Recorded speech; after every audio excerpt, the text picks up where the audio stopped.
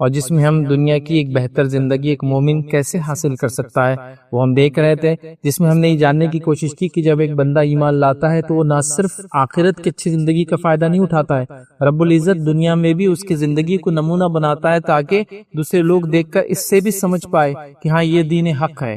یہ وہ لوگ ہیں جو ایسے دین پر چلتے ہیں کہ جس کو انہوں نے اختیار کرنے کے بعد دنیا میں بھی امن اور شانتی میں ان کی زندگی گزرتی ہے، اور یقیناً جب اتنے امن اور امان کے ساتھ دنیا میں جیتے تو آخرت میں یقیناً یہ کامیاب ہوں گے۔ تو یہ خود ایک اپنے آپ میں دلیل ہوتی ہے، یاد رکھیں۔ نبی اکرم صلی اللہ علیہ وسلم کے جانے کے بعد دنیا سے صحابہ نے ابتدائی دور میں تکلیفیں اٹھائی، لیکن آپ صلی اللہ علیہ وسلم کی دنیا سے جانے کے بعد جو خلافت راشدہ قائم ہوئی تو لوگ اس کی جس کو کہیں گے عدل اور انصاف، امن و امان دیکھ کے اسلام میں آئے، تو پتہ چلا دنیا کی ایک بہتر زندگی دیکھ کر لوگ متاثر بھی ہوتے ہیں، اس سے عادت اقوام عالم اس سے متاثر ہوتی ہے۔ تو بہرحال تو یہ بات میں اس لیے رکھ رہا تھا آپ کے سامنے کہ ایک مومن بندہ جب ایمان لاتا ہے اللہ پر تو نہ صرف آخرت کی اچھی زندگی کا فائدہ نہیں اٹھاتا، دنیا میں بھی وہ ایک بہترین زندگی جو ہے جیتا ہے۔ تو آئیے ہم نے کچھ پوائنٹس پچھلی مرتبہ دیکھے تھے، تقریباً 8 اصولی باتیں میں نے آپ کے سامنے رکھی تھی، جس میں ہم نے سب سے پہلے ایمان و عمل صالح، دنیا کی بہترین زندگی کا طریقہ یاد رکھیے، اس کے بعد ہم نے نماز، یقیناً یہ سب عنوان سب ٹاپکس کا تعلق دنیا اور آخرت دونوں سے، اس کے بعد ہم نے دیکھا تقوی، توبہ اور استغفار، اس کے بعد دیکھا تھا دعا، اور پچھلے جمعہ ہم نے ذکر، شکر اور صبر، یہ باتیں لی تھی، اور یہ 8 اصول ہم نے دیکھ لی اب تک بہترین دنیا کی زندگی کے، اور ہر نقطے میں ہر اصول کے اندر ایک دنیا کی مصیبت یا پریشانی حل ہوتی ہے، یاد رکھیے جب بندہ اس کو اختیار کرتا ہے۔ تو آئیے آج بھی 3 نکات رکھوں گا، اور انشاءاللہ جیسے ہمارا آج کا لاسٹ سیشن ہوگا اس دنیا کی بہترین زندگی کیسے حاصل کرے، یا فلاں اعمال کے دنیاوی فائدے، تقوی کے دنیاوی فائدے، صبر کے دنیاوی فائدے، ایسا بھی آپ سمجھ سکتے ہیں میرا۔ تو اس میں آخری 3 نکات میں آپ کے سامنے آج رکھوں گا، جس میں انشاءاللہ جو 9واں نقطہ آپ کے سامنے 9واں اصول رکھوں گا، جس کی وجہ سے ایک مومن بندہ دنیا کی بہترین زندگی پاتا اور آخرت میں کامیابی پاتا ہے، یاد رکھیے۔ اور یہ نقطہ خاص طور سے ان کے لیے زیادہ مفید ہے جس میں دشمن جن لوگوں پر سوار ہو، شرارت پسند لوگ آپ کے خلاف شرارتیں کر رہے ہو، یا پھر لوگ آپ کے خلاف ہتھ کنڈے چل رہے ہو، چالے چل رہے ہو، جس سے آپ خوف زدہ ہے، آپ پریشان ہیں، تو پھر کیسے اس سے نکلے؟ چونکہ ظاہر سی بات ہے خوف زدہ انسان دنیا کی اچھی زندگی نہیں پا سکتا ہے۔ ایک پریشان کن انسان کو ہم یہ نہیں کہہ سکتے کہ دنیا کی اچھی زندگی جی رہا ہے، حالانکہ اس کے پاس دولت، روپیہ، اولاد سب کچھ ہو، لیکن وہ دل سے اگر پریشان ہے، اس کو ڈر ہے دشمن کا، تو کیسے جیئیں گا؟ تو ظاہر سی بات ہے، تو یہ نقطہ یاد رکھیے، بڑا اہم نقطہ ہے کہ دنیا کی بہترین ایک اچھی زندگی حاصل کرنے کے لیے جس میں امن، امان، دشمن کا ڈر انسان کو نہ ہو، کسی کی چالوں سے وہ نہ ڈرتا ہو، اور وہ نقطہ یاد رکھیے اللہ پر توکل۔ اور اسی نقطے کا تعلق انسان کے رزق سے بھی ہے۔ دونوں باتیں انشاءاللہ، ویسے توکل کے کئی فائدے ہیں تو میں لیکن آج صرف 2 رکھوں گا، کیونکہ دنیا کی اچھی زندگی ہم لے رہے ٹاپک تو ایک امن و امان والی زندگی، اور دوسرا اچھا رزق ملے گا اگر انسان اللہ پر ویسا توکل کرے جیسا توکل کرنے کا حق ہے۔ اب توکل کیا ہوتا ہے؟ توکل کا معنی یہ ہے، میں یقیناً اس کے اصطلاحی معنی نہیں دے رہا ہوں، ڈیفینیشن نہیں بلکہ سمجھانے کے لیے۔ توکل کا معنی یہ ہے کہ جس ذات پر انسان اعتماد کرے، اس پہ مکمل طور سے اپنا بھروسہ رکھے کہ بس وہی ذات کرنے والی ہے، ختم، یہ توکل ہے۔ اگر میں یہ کہتا ہوں کہ اللہ رب العزت پہ میرا توکل ہے تو مکمل طور سے میرا اعتماد یہ ہے کہ اللہ جو چاہے وہی کرے گا، کوئی دوسرا کچھ نہیں کر سکتا، یہ ہے توکل۔ لیکن ایک بات توکل کے فائدے دنیا میں ہے، اس سے پہلے رکھ دو، یہ ہے کہ توکل کا بڑا بھونڈا معنی ہم میں بڑا رائج ہے، مشہور ہے، وہ کیا ہے کہ ہم اسباب کو اختیار نہ کرتے ہوئے یہ ہمیشہ کہتے ہیں ہم کو اللہ پہ توکل ہے۔ یہ سنت نہیں ہے۔ نبی اکرم صلی اللہ علیہ وسلم کے پاس ایک شخص آیا، ایک صحابی، اور کہ اللہ کے رسول میں اپنے اونٹ کو کھلا چھوڑوں یا اس کو باندھ کر رکھوں؟ مطلب ان کے نزدیک ان کو لگا توکل کا معنی ہے کہ ان کو کھلا چھوڑ دینا اللہ پہ بھروسہ رکھ کر، جیسے کہ آج کے زمانے میں کہوں گاڑی کو چابی رکھ کے میں چھوڑ دوں کہ مسجد کے باہر یا راستے میں، اللہ پہ بھروسہ ہے، میرا توکل۔ تو نبی اکرم صلی اللہ علیہ وسلم فرمایا نہیں، پہلے اونٹ باندھ پھر اللہ پہ توکل کر، اسباب کو اختیار کر پھر اللہ پر توکل کر۔ چونکہ ہمارے پاس توکل کا یہ بھونڈا معنی بہت رائج ہے، اللہ کرنے والا سب کچھ کرے گا، میں کچھ نہیں کروں گا۔ مطلب یہ کہ میں گھر میں لیٹ کر منہ کھول کے پڑا رہوں گا اور یہ کہوں گا کہ رزق دینا اللہ کا کام ہے، میرا توکل اللہ رزق دے گا، میرا رزق میرے منہ میں خود بخود آ جائے گا۔ کیسے؟ انبیاء کے ساتھ نہیں ہوا۔ بڑے بڑے انبیاء بازاروں میں گئے کمانے کے لیے، بلکہ قرآن میں تو کچھ انبیاء پہ الزام لگا، یہ ایسے کیسے نبی ہو سکتا ہے، یہ تو ہمارے ایسا کماتا دھماتا ہے۔ کیونکہ لوگوں کو لگا انبیاء بولے تو اسپیشل، کچھ خاص، جو انسان جو عام کام کرتے ہیں ان کو ضرورت نہ، اس کو ان کو نہ کوئی دکھ ہوتا ہو، نہ تکلیف ہوتی ہو، نہ ان کو آزمائش سے گزرتے ہو، فلاں فلاں، وہ سوچتے تھے ایسے۔ ان کو لگا یہ کیا ہے، یہ تو ہمارے جیسے ہی کام دھام کرتے ہیں۔ اور ہم نے دیکھا آدم علیہ السلام کاشتکار تھے، کھیتی باڑی کرتے تھے۔ ادریس علیہ السلام کے تعلق سے آتا ہے کہ آپ درزی تھے۔ موسیٰ علیہ السلام کے تعلق آپ آرکیٹیکٹ یا جس کو کہیں گے بلڈنگز وغیرہ کنسٹرکشنز کرتے تھے۔ عیسیٰ علیہ السلام کے تعلق سے بائبل کہتی ہے کہ آپ بڑائی تھے، کارپینٹر تھے۔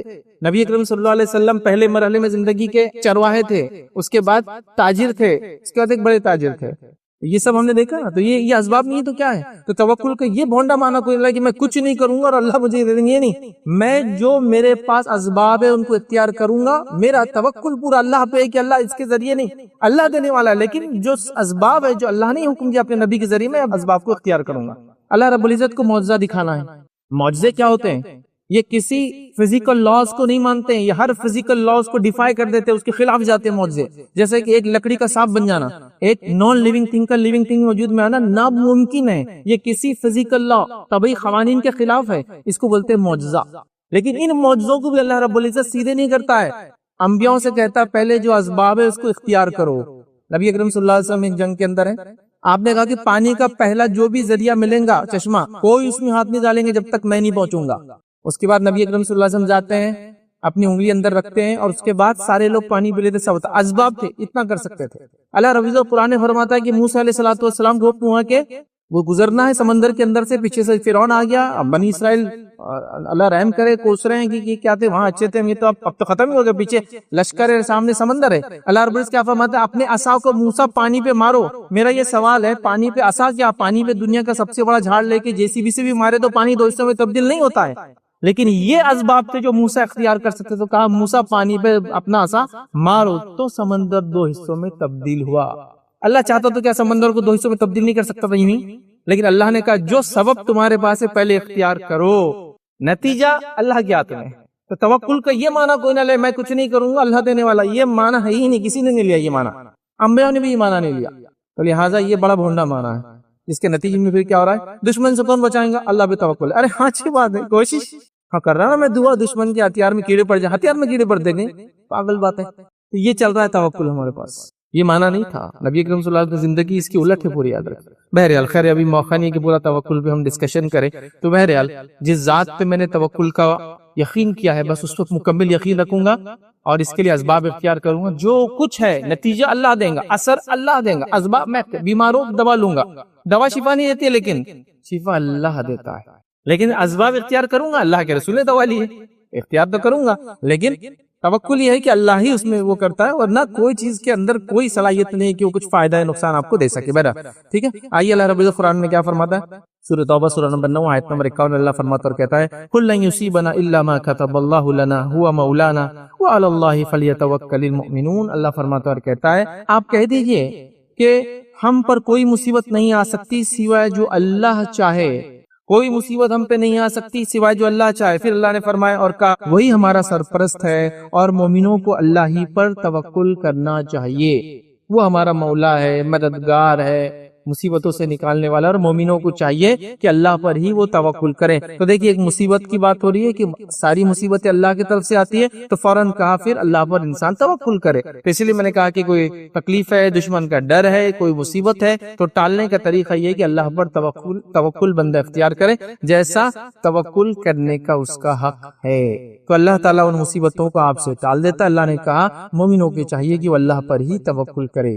تو لہٰذا کوئی مصیبت, کوئی دکھ, کوئی تکلیف, کوئی دشمن میرے خلاف چل نہیں سکتا جب تک کہ اللہ رب العزت نہ چاہے, وہ اللہ کی طرف سے نہ ہو, اور میں اللہ پر توکل کروں اور اپنے اسباب کو اختیار کرتے ہوئے زندگی میں دنیا میں آگے بڑھوں تاکہ اس آزمائش سے نکلوں. یہ بات بھی آپ سمجھ لیں, کوئی آزمائش اگر اللہ کی طرف سے بھی ہو تو اس کو ہٹانا ہمارے لیے ضروری ہے. آپ یہ نہیں کہہ سکتے کہ میں اس میں چلتا جاؤں گا. جیسا کہ اللہ کی طرف سے بیماری آزمائش ہے, لیکن مومن نہ کرنے میں بیمار کنٹینیو رہوں گا اس لیے کہ آزمائش اللہ کی میں کیسے ہٹا سکتا ہوں. نہیں, اس کے خلاف کام کرتے رہنا, جو چیز آپ کو نقصان دیتی ہے یہ سنت ہے, یاد رکھیں, چاہے وہ آزمائش کیوں نہ ہو. تو یہ اہم چیز ہے, یاد رکھیں, اس کو سمجھنا چاہیے. آئیے اللہ رب العزت دوسرا فرماتا ہے سورہ طلاق سورہ نمبر 65 آیت نمبر 3 میں اللہ فرماتا ہے کہتا ہے وَمَن يَتَوَكَّلْ عَلَى اللَّهِ فَهُوَ حَسْبُهُ. جو اللہ پر توکل کرتا ہے اللہ اس کے لیے کافی ہو جاتا ہے. جو اللہ پر توکل کرتا ہے اللہ اس کے لیے کافی ہو جاتا ہے. تو ہمیں چاہیے اللہ پر ہم توکل کریں.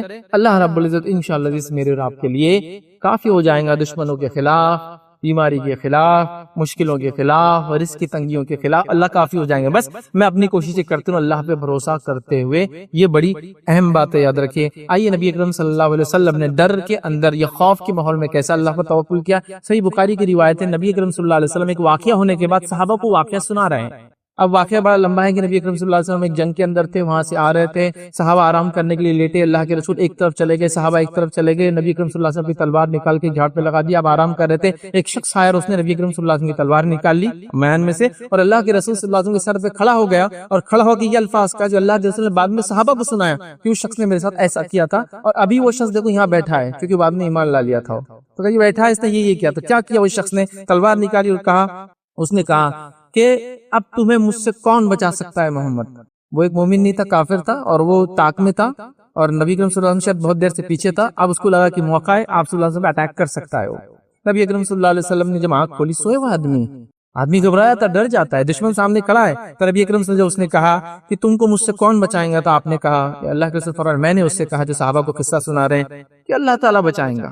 سمپل سادی بات، اللہ پہ توکل اسی کو کہتے ہیں، کیونکہ آپ کچھ بھی نہیں کہہ سکتا نا، آدمی دیکھیے اب ایسے سٹیٹ میں ہے کہ دشمن سر پہ تلوار لے کے کھڑا ہے، اسباب اختیار کرنے کا ٹائم بھی نہیں، چونکہ آپ نیند میں سے اٹھتے ہیں نا تو آپ کے ہاتھ پر ایک طرح سے شل رہتے ہیں، اتنا اس میں رفتار نہیں ہوتی ہے، سستی ہوتی ہے، اچانک آپ ایکشن نہیں لے سکتے ہیں، تو آپ کوئی کھڑا ہو جائے اور تلوار ہے، دیکھیں اس کا اپر ہینڈ ہے، جس کا معنی یہ کہ وہ اٹیک کر سکتا ہے، تو آپ نے سمپل کہا اللہ، کہا کہ تمہیں محمد مجھ سے کون بچائیں گا، آپ سے فرمایا اللہ، اس نے پھر کہا کہ آج تم کو مجھ سے کون بچائیں گا، پھر سوال کر رہا ہو، نبی اکرم صلی اللہ علیہ وسلم نے کہا اللہ، اس کے بعد اس کے ہاتھ سے تلوار گر گئی اور وہ ایک طرف جا کر بیٹھ گیا، پھر اللہ کے رسول نے قصہ صحابہ کو سنا اور کہا وہ دیکھو بیٹھا ہوا ہے وہ، جو اب یہ کہہ رہا تھا، مطلب نبی اکرم صلی اللہ علیہ وسلم کے توکل کو دیکھ کر وہ پست ہو گیا، یار یہ آدمی ڈر نہیں رہا، میں اس پہ اٹیک کرنا، اس کو مارنا چاہ رہا ہوں اور یہ کر اللہ بچائیں گا، مطلب یہ واقعی میں اللہ کا رسول ہے جو ڈر نہیں رہا، ایسی حالت میں بھی یہ نہیں کہہ رہا بچنے کو بھاگ نہیں رہا، ہوتا ہے نا جھوٹا آدمی تو گر جائے گا، معافی مانگ لے گا، کیا کچھ نہیں کر لیں گا، اللہ ختم فریش، اور تلوار اس کے ہاتھ سے گر گئی اور اس کے بعد وہ سائیڈ میں جا کر بیٹھ گیا۔ کچھ روایت میں اور بھی الفاظ ہے کہ اللہ کے رسول نے تلوار اٹھائی، پھر اس سے کہا بہرحال، لیکن اس واقعے کے اندر صحیح بخاری میں اس پہ معاملہ ختم ہوا اور وہ بازو جا کر بیٹھ گیا، تو دشمن کے ڈر سے اللہ کے رسول نے توکل کیا اس پہ۔ آئیے توکل کا جو میں نے دوسرا کہا تھا، اس سے بھی اس کا گہرا تعلق ہے، وہ اس طرح سے یاد رکھیے کہ انسان رزق کے لیے بڑی جدوجہد کرتا ہے، لیکن اللہ پہ توکل کرنے کے اندر رزق چھپا ہے، اللہ پہ بھروسہ کریں گا تو انسان رزق اس کو ملے گا اندر، اور یہ بات صرف اس کے لیے نہیں جو رزق کماتا ہے، جو نہیں بھی کماتا ہے اس کا کام بھی رزق کے لیے اللہ پہ توکل کرے، ایسا عورتیں ہوتی کمانے دھمانے نہیں جاتی ہے نا، لیکن اس کا معنی یہ نہیں، وہ توکل کریں گے اللہ پر، اپنے بچوں کو توکل سکھائیں گے، اپنے ہسبینڈ اپنے شوہر کو توکل سکھائیں گے، پوری فیملی مل کے توکل کریں گی، توکل کا ثمرہ یہ ہوگا کہ ان کو رزق ملے گا، یہ کوئی ضروری نہیں کہ وہ کماتا ہو یا نہیں کماتا ہو۔ تو بہرحال توکل کے تعلق سے جو واقعہ آتا ہے وہ اس طرح سے یاد رکھیے کہ نبی اکرم صلی اللہ علیہ وسلم فرماتے اور کہتے ہیں، حضرت عمر کو غالباً ایک روایت کے اندر اپنے الفاظ کہتے وہ یہ ہے، اگر تم اس طرح سے اللہ پر توکل کرو جس طرح سے اس پر توکل کرنے کا حق ہے، اگر تم اللہ پر ویسا بھروسہ کرو جیسا اس سے بھروسہ کرنے کا حق ہے، تو تم کو وہ ویسے ہی رزق دیں گا جیسے چڑیوں کو پرندوں کو رزق دیتا ہے کہ خالی پیٹ اپنے گھونسلوں سے نکلتے ہیں اور بھر پیٹ سامنے گھونسلوں میں واپس آتے ہیں۔ اگر تم اللہ پر توکل کرو ویسا جیسے توکل کرنے کا حق ہے تو اللہ ویسے ہی تم کو روزی دیں گا جیسے پرندوں کو روزی دیتا ہے کہ وہ بھوکے پیٹ گھر سے نکلتے اور بھر پیٹ واپس آتے ہیں۔ اس حدیث کے اندر خود یہ بتا دیا گیا توکل کے اندر کوشش شامل ہے، پرندے گھونسلوں میں بیٹھ کر منہ کھول کر اللہ پہ توکل نہیں کرتے، گھونسلوں سے نکلتے ہیں اور بھر پیٹ آتے ہیں، لیکن حدیث کے اندر یہ آ گیا توکل میں کوشش شامل ہے، مطلب گھر سے نکلو، اللہ تعالیٰ کا ذمہ ہے تمہیں رزق دینے کا، اور جب تک اپنے رزق کا آخری نوالا میں نہیں کھاؤں گا، میری قضا میری تقدیر مجھ پہ غالب نہیں آئیں گی، موت مجھ پہ نہیں آئیں گی، وہ آخری لقمہ مجھے ڈھونڈتے ہوئے آتا ہے، پھر اس کے بعد ہی میں مروں گا، سمجھ رہے آپ؟ تو لہٰذا کوشش مجھے کرنا ہے، کیونکہ مجھے معلوم نہیں میری تقدیر میں کیا ہے، میں کوشش کر رہا ہوں۔ تو پرندے بھوکے نکلتے ہیں، بھر پیٹ آتے ہیں۔ صحابہ آئے مکہ سے ہجرت کر کے مدینہ، صبح نکل رہے تجارت کے لیے، شام اپنی رزق لا رہے، حالانکہ انصار چاہ رہے کہ اپنا دے ان کو، لیکن وہ کہہ رہے بھائی ضرورت نہیں دینے کی، ہم کوشش کرتے ہیں۔ توکل یہ ہے ادا کی، تو لہٰذا اللہ پہ توکل کرے تو دشمن کا ڈر بھی ختم ہو جائے گا انشاءاللہ، اور رزق کا جو مسئلہ ہے وہ بھی ختم ہو جائے گا، لیکن کوشش شامل ہے۔ معاملہ یہ ہے آج کل کہ میں اٹھ کے عصر میں جا کے بزنس کھولوں گا، پھر کہوں گا عشاء تک کوئی تجارت نہیں ہو رہی ہے، بزنس میں برکت نہیں آ رہی ہے، رزق میں تنگی ہو گئی ہے، شاید پڑوسی نے جادو کر دیا ہے، واہ واہ واہ واہ، کوئی جن بھوت میرے پیچھے لپٹ گیا، واہ واہ، مطلب جن بھوتوں کو کوئی دوسرا کام ہی نہیں، جادوگروں کو کوئی کام ہی نہیں ہے، بس دن رات بس آپ کے پیچھے لگے ہیں، بس آپ کو برباد کرے، آپ کی تجارت برباد کرے۔ میں ان کے بھی کام دھندے، بیوی بچے، جن وغیرہ ہمارے جیسی مخلوق ہے، بیوی بچے شادی بیاہ سب کچھ ہے ان کے بھی مسائل ہیں، ہوتے ہیں ان میں شرارتی، لیکن اتنا کہ ہر آدمی تو ہی ہے، بزنس نہیں چل رہا، کچھ تو بھی کرنی ہے، کرنی نہیں ہے، یہ تیری سستی اور کاہلی کو مطلب جس کو بولیں گے نا ایک اسکیپ گوٹ، بچنے کے لیے بیچارے جن اور جادوگروں کو بدنام کر دیں. ٹھیک ہے کچھ لوگوں پہ ہو سکتا ہے، میں انکار نہیں کرتا ہوں، لیکن ہر دوسرا آدمی نہیں بول رہا، ہر دوسرا آدمی. مطلب میں صبح 12 بجے اٹھوں گا اور کہوں گا صحت برباد ہو رہی ہے، تو صحت اچھی رکھنے کے لیے صبح اٹھنا پڑتا ہے، فجر سے پہلے اٹھنا پڑتا ہے، فجر پڑھنا پڑتا ہے، تھوڑی واکنگ کرنا پڑتا ہے، تھوڑا چلنا پھرنا پڑتا ہے، اچھا کھانا تو صحت رہتی. 12 بجے اٹھ کے بول رہے ہیں اب رات میں 4 بجے سو کر کے صحت خراب ہو رہی ہے. صحت کا آپ کی ہر چیز برباد ہونے، صحت بھی خراب ہوگی، تجارت بھی برباد ہوگی، امن و امان بھی برباد ہوگا. چونکہ حدیث میں الفاظ ہے جو فجر کی نماز پڑھتا ہے اللہ کے امان میں آ جاتا ہے، اللہ کی سیفٹی میں آ جاتا ہے. فجر نہیں پڑھا تو سیفٹی سے باہر چلا گیا آٹومیٹک. بہرحال کوشش ضروری ہے، تو توکل اصل ہے. 10واں اصول جو آج ہم دیکھیں گے، یاد رکھیے، جو دنیا کی بہترین زندگی کے لیے وہ اصول ہے، یاد رکھیے. قناعت پسندی. قناعت پسندی کا معنی ہوتا ہے جو مال میرے پاس ہے، جو ریسورس میرے پاس ہے، میں اس پر مطمئن ہوں، بس اطمینان ہے میرا، بہت ہے میرے پاس جو بھی میرے پاس. بولتے قناعت پسندی مطلب مال و دولت اور اسباب کی کمی کے بعد بھی انسان کہے کہ الحمدللہ سب کچھ اچھا چل رہا ہے. کوشش کرتے رہنے کا الگ بات ہے، وہ شکر میں ہم نے سب دیکھ لیا، اس میں بھی کوشش تو کرتے رہیں گے کہ حالت بدلے، وہ ایک الگ بات ہے. لیکن ابھی سچویشن پہ ہم الحمدللہ مطمئن ہے جیسے گزر رہے ہیں، اور اللہ کا شکر ادا کرتے ہوئے آگے بڑھتے رہیں گے انشاءاللہ. تو قناعت پسندی، کم مال میں خوش رہنا، یہ عنوان، یہ ٹاپک بڑا اہم ہے. یاد رکھیے کم مال میں انسان خوش رہے، کم ریسورسز میں خوش رہے. کیونکہ آج کل بڑوں اور بچوں میں خاص طور سے جو ریلز اور شارٹس کی عادی ہے، وہ ایسی ایسی چیزوں کو دیکھتے ہیں جس پر ان کی قناعت پسندی ختم ہو گئی ہے، بلکہ اپنے ماں باپ سے سوال کر رہے ہیں بھائی میرے پاس یہ کیوں نہیں ہے، وہ بچہ کیسا یہ چیز استعمال کر رہا ہے. تو وہ قناعت والا مادہ نکل گیا. اور قناعت پسندی کو صحابہ اس معنی تک لیتے تھے کہ کئی صحابہ کو جب اللہ کے رسول سے زندگی میں کہا اللہ کے رسول کو ایک نصیحت کیجیے تاکہ میں زندگی بھر اس کو تام لوں، تو کہا کسی کے سامنے ہاتھ مت پھیلانا، کسی سے مت مانگنا، جو دوسروں کے پاس ہے اس سے بے نیاز ہو جانا، جو ہے سیٹسفائیڈ. آج کل وہ جو میں نے کہا نا، یہ دور ہے، دنیا میں کیا ہو رہا ہے وہ دکھ رہا ہے ہر جگہ سے. تو آدمی قناعت پسندی کے خلاف ناشکری کلمات ادا کر رہا ہے، قناعت کے خلاف. بچے بڑوں سے سوال کر رہے ہیں، ان کا بچہ یہ کرتا ہے تو بھائی میری سچویشن بیٹا یہ ہے، تم اس کے اعتبار سے بات کرو، نہ بڑوں کو سمجھنا، چھوٹوں کو سمجھنا، بیوی کو سمجھنا، شوہر کو سمجھنا. کبھی مرد بھی ایسے ہوتے ہیں جو بھکاری ہوتے ہیں، بیوی کے گھر والوں سے منگا رہے ہیں، اور ان کا ہی مسئلہ قناعت پسندی کا. کبھی عورتوں کا معاملہ ہے کہ شوہر لا کر دے رہا ہے لیکن وہ سرٹیفائڈ نہیں، میری بہن تو ایسا جیتی ہے، تمہارا بھائی تو ایسا جی رہا ہے، ہمارا پڑوسی تو 2 چاک سے 4 چاک مطلب 2 ویلر سے 4 ویلر چلا گیا ہے، ایک چھت سے دوسری چھت پڑ رہی ہے، اپنی تو ابھی تک 3 کی چل رہی ہے، تم سود پہ پیسہ نہیں لے سکتے کیا، تم بھی رشوت لو، رشوت کیا وہ حلال ذریعہ انکم کا، وہ بھی ہم اس لیے کہ الگ الگ خیاس آ رہی ہیں، اپنی دلیلیں، اور بس قناعت کے خلاف. یاد رکھیے گا ایسا کرپٹ معاشرہ پھر ہم دیکھ رہے ہیں، اسی کو انتہا نہیں. تو لہٰذا ہم قناعت پسند بنیں گے، جو کچھ اللہ نے دیا مال و دولت نعمتیں اس پہ اپنے مطمئن رہیں گے اور شکر ادا کریں گے اور آگے بڑھتے رہیں گے. یاد رکھیے ٹھیک ہے. کم مال میں خوش رہنا اس کو ہم کہیں گے قناعت پسندی ہے. صحیح مسلم کی روایت ہے، اللہ کے رسول صلی اللہ علیہ وسلم نے کہا تم اس شخص کی طرف دیکھو جو دنیا کے اعتبار سے تم سے کمتر ہو، اور اس شخص کی طرف مت دیکھو جو دنیا کے اعتبار سے تم سے بڑا ہوا ہو، کیونکہ اس طرح تم اللہ کی نعمتوں کو حقیر نہیں سمجھو گے. مطلب قناعت پسندی اختیار کرنے کا طریقہ یہ ہے کہ اپنوں سے نعمتوں میں کم لوگوں کو دیکھنا، اپنے سے نعمتوں میں زیادہ لوگوں کو نہیں دیکھنا چاہیے. اس سے قناعت پسندی آ جاتی ہے. جیسا اگر میں یہ کہوں کہ میرے پاس تو کوئی گاڑی ہی نہیں ہے یار، اس کو دیکھو 2 ویلر پہ گھوم رہا ہے، تو میں نے اس کو نہیں دیکھنا جس پہ 2 ویلر پہ گھوم رہا ہے، میں نے اس کو دیکھنا جس کو اللہ نے پیر بھی نہیں دیے، اور کہنا الحمدللہ اپنے کو پیر ہے اپن چل سکتے ہیں.